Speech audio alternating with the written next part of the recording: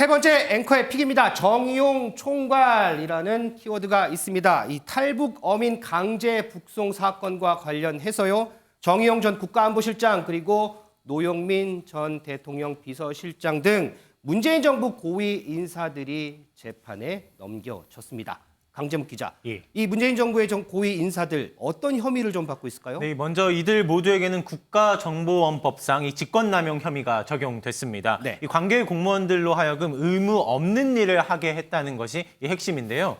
이 서훈 전 원장에 대해서는 허위 공문서 작성 등 혐의도 적용됐는데 이 보고서상 이 어민들의 귀순 요청 사실을 삭제하고 아직 진행 중인 조사가 마치 종결된 것처럼 이 허위 보고서를 작성 배포하게 한 혐의입니다. 이 끝으로 정의용 전 실장과 서훈 전 원장에게는 이 중앙 합동 정보 조사를 조기에 중단해 이 종결토록 한 혐의가 포함됐습니다. 손중기 변호사님, 어쨌든 검찰이 기소를 했다는 건 탈북 어민 2명을 돌려보냈다는 건 이거는 위법한 거다 이렇게 판단을 했다는 거잖아요. 네, 그렇습니다. 검찰의 해석은 이런 해석인데요. 우리 헌법 3조에 보면 대한민국 영토에 대한 규정이 있습니다. 여기에 북한 주민도 헌법상 마땅히 대한민국 국민으로서 기본권을 보장받아야 될 지위에 있음에도 불구하고 이 기본권을 보장하지 않았다는 취지인데요. 더 자세히 말씀드리면 북한 이탈 주민보호법에는 이런 범죄를 저지른 사람 같은 경우는 비보호 결정을 하는 조항이 있습니다. 다만 이렇게 살인이든 강력범죄를 저질렀다고 하더라도 보호는 하지 않지만 그래도 강제로 북송하는 법적인 근거가 없음에도 불구하고 강제로 북한으로 보내고 국내 사법 절차를 따르지 못하게 한 것은 인권 침해이자 위법하다라는 결론인데요. 이 사건은 기소되고도 굉장히 오랜 법적인 다툼을 할 가능성이 있습니다. 왜냐하면 왜요? 법률에 근거가 없는 행위를 가지고 위법하다, 재량 범위 내이다를 다투는 범죄이기 때문인데요.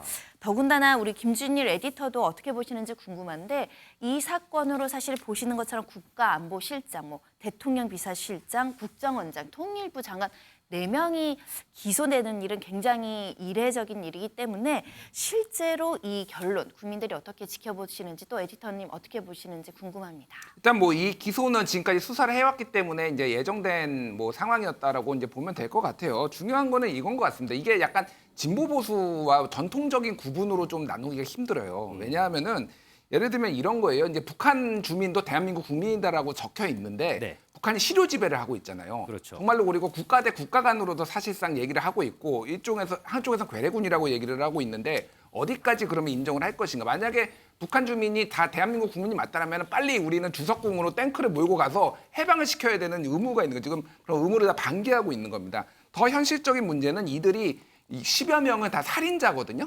그런데 이들이 남한 법정에 세울 수 있을 것인가 이건 논란이 있는데 증거가 다 북한에 있어요. 네. 그러면 이들을 풀어줄 거 아닙니까? 그러면 어디에 살 거라고?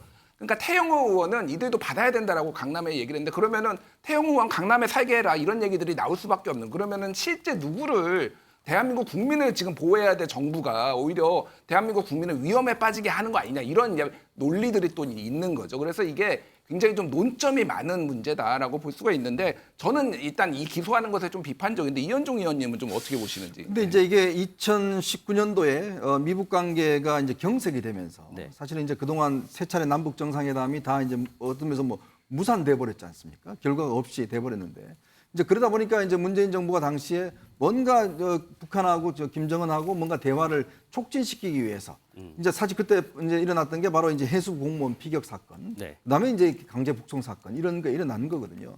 그러니까 지금 검찰이 보는 거는 어떤 이런 사건이 일어났을 때 과연 국가가 그 의무를 다했느냐에 대한 이제 문제인데 그때 당시에 이제 의심하는 거는 결국은 남북 관계를 뭔가 다시금 재하기 위해서 북한의 심기를 건드리지 않기 위해서 뭔가 이들을 제물로 삼은 게 아니냐. 이런 이제 관점에서 이제 지적되는 것이고 아까 법률적으로는 저는 굉장히 논쟁 소지가 있습니다. 네. 그렇지만 결국 중요한 문제는 정부가 우리 국민의 생명, 그 우리 국민 안에는 결국 북한 주민의 어떤 인권 이런 것들을 어떻게 취급했느냐 이런 논쟁이 앞으로도 계속될 것 같습니다.